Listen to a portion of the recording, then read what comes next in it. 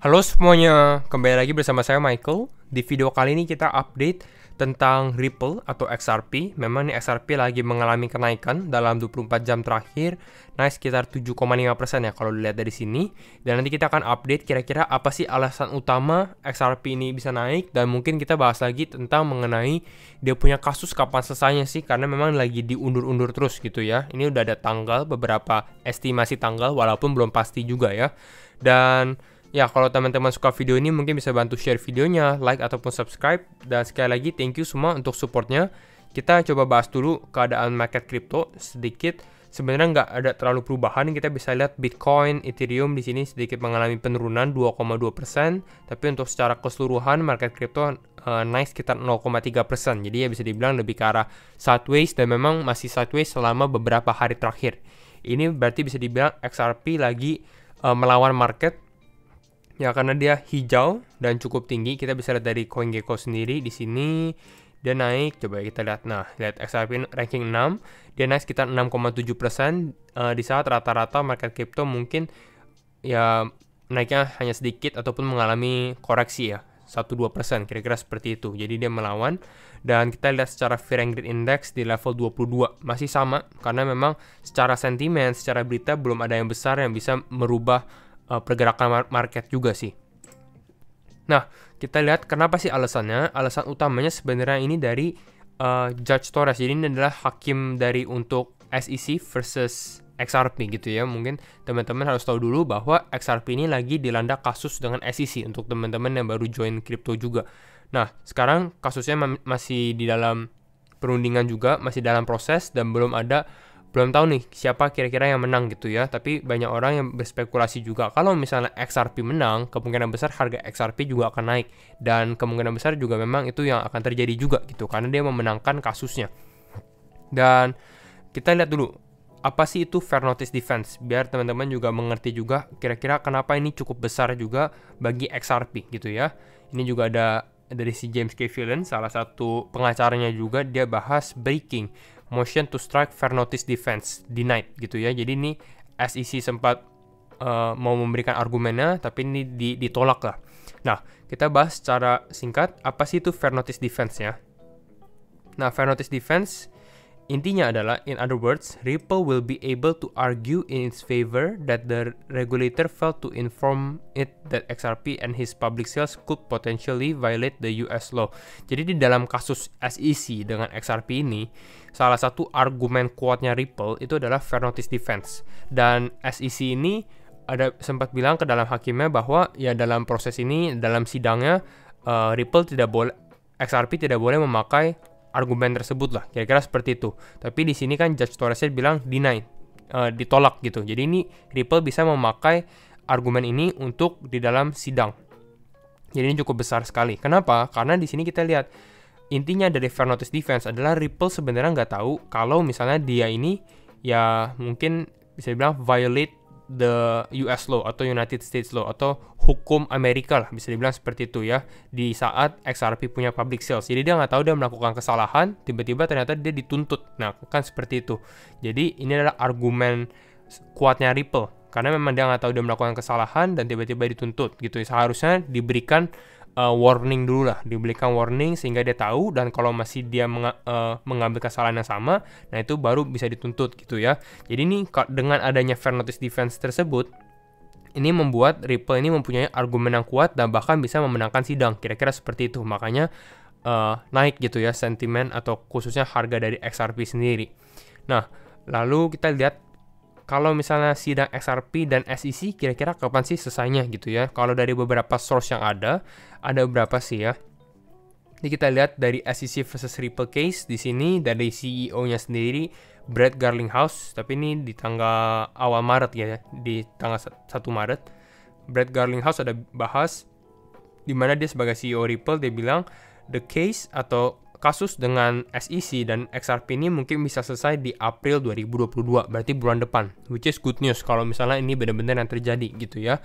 Tapi dengan data yang baru, ini saya dapat dari si Jeremy Hogan, dia juga salah satu pengacara yang cukup aktif di SEC versus Ripple sendiri, dan ini ada dokumen When will Ripple versus SEC case end, atau kapan sih kasus ini berakhir gitu. Karena orang-orang mau tahu dong. Karena kalau misalnya Ripple menang, mungkin di saat kasusnya ini berakhir, ya harga Ripple bisa mengalami kenaikan, harga XRP lah bisa dibilang ya.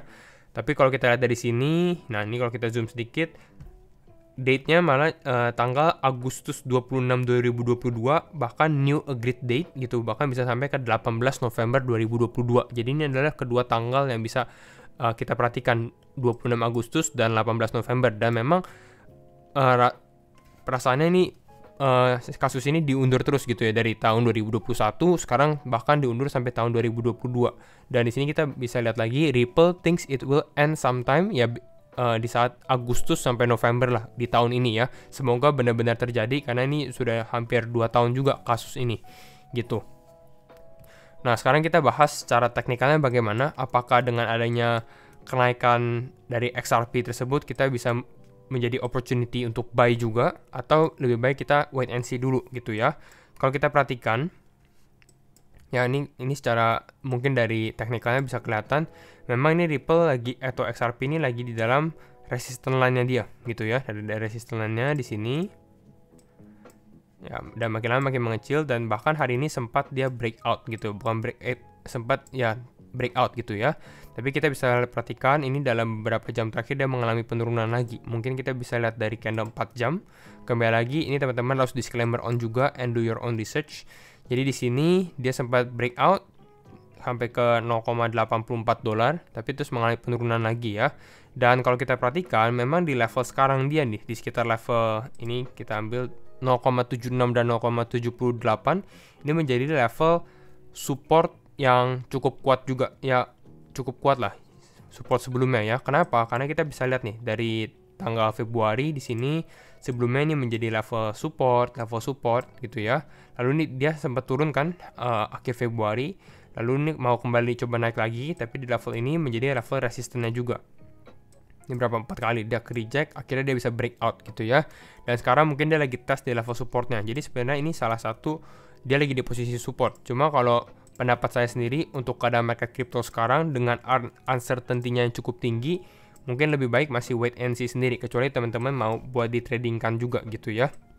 Tapi ya mungkin kalau buat menunggu kasus ini selesai, apalagi kasusnya ini tanggal 26 Agustus atau 18 November, mungkin sedikit masih lama gitu, masih beberapa bulan ke depan, dan mungkin masih ada potensi kalau misalnya Bitcoin koreksi. Karena kita perhatikan, kalau misalnya Bitcoin koreksi, kemungkinan besar juga XRP akan mengalami koreksi. Jadi lebih baik kita menunggu dulu, kira-kira Bitcoinnya sudah bottom atau belum gitu ya, sudah koreksi sudah selesai, baru mungkin kita bisa lihat ke altcoin lainnya. Itu sih pendapat saya ya.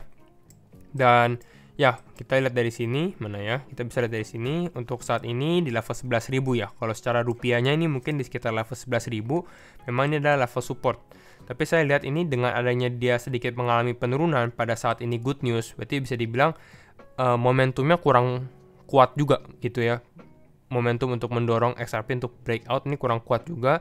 Jadi masih ada kemungkinan dia mengalami penurunan lagi sih kalau saya perhatikan ya, di mungkin atau enggak sideways lah. Nah, kalau misalnya ada reject, next supportnya itu kemungkinan besar bisa turun atau mungkin bisa ke level 9.500 sampai 10.000, atau di level 0,69 dolar gitu ya. Ini di sekitar level ini 0,67 dolar sampai 0,70 dolar. Ini menjadi level supportnya dia lah. Yang sebelumnya menjadi level support di sini, menjadi supportnya juga di sini. Kita juga di sini menjadi support, menjadi resistant. Jadi ada potensi dia kembali lagi ke sini. Penurunan sekitar berapa nih? Penurunan sekitar 11%, dan ini mungkin masih cukup normal sih kalau saya rasa ya. Penurunan ke 0,7 di saat market crypto lagi nggak menentu gitu ya, karena kita nggak tahu nih ke arah mana Bitcoin mau menentukan. Jadi kita lihat secara overall-nya aja. Nah, kira-kira seperti itu. Nah, lalu kita perhatikan worst case scenario-nya atau support kuatnya dia yang harus bertahan, itu ya kembali lagi itu di low dia di saat musim summer 2021 gitu ya. Ini di bulan Juni dan bulan Juli juga, di mana low-nya itu di sekitar 0,52 sen atau di sekitar 7.450. Jadi ini benar-benar menjadi support kuatnya dia yang harus bertahan. Dan kalau kita perhatikan, kalau dia nggak bertahan, istilahnya ini XRP bisa turun sekitar 30 33% gitu ya, 33% untuk level ini. Apakah mungkin terjadi? Ya kembali lagi, ini analisanya harus tergantung dengan Bitcoin-nya. Kira-kira berapa persen sih Bitcoin bisa turun? Tapi mungkin kalau untuk saat ini Bitcoin relatif sideways, kemungkinan untuk turun ke bawah sini secara short term kecil sih gitu ya. Mungkin ada potensi hanya ke sini. Nah, kalau misalnya ternyata dia bisa berhasil breakout, next supportnya dia ya pasti resisten kuatnya ya, itu di sekitar level $1. Jadi teman-teman kalau lihat ternyata dia breakout, ya next supportnya, atau mungkin dia bisa ada sedikit rejection, dan teman-teman kalau trading mau take profit, ya mungkin itu di sekitar level $1 ya, sekitar level harga 14 ribuan ya, kalau misalnya teman-teman menggunakan rupiah. Kira-kira seperti itu, karena ini menjadi level psikologinya juga kira-kira untuk XRP ya. Jadi itu saja update secara berita dan juga teknikal untuk XRP. Dan kalau misalnya teman-teman suka video update ini, mungkin bisa like videonya ataupun komen. Dan sekali lagi thank you semua for watching and see you in the next video. Bye bye.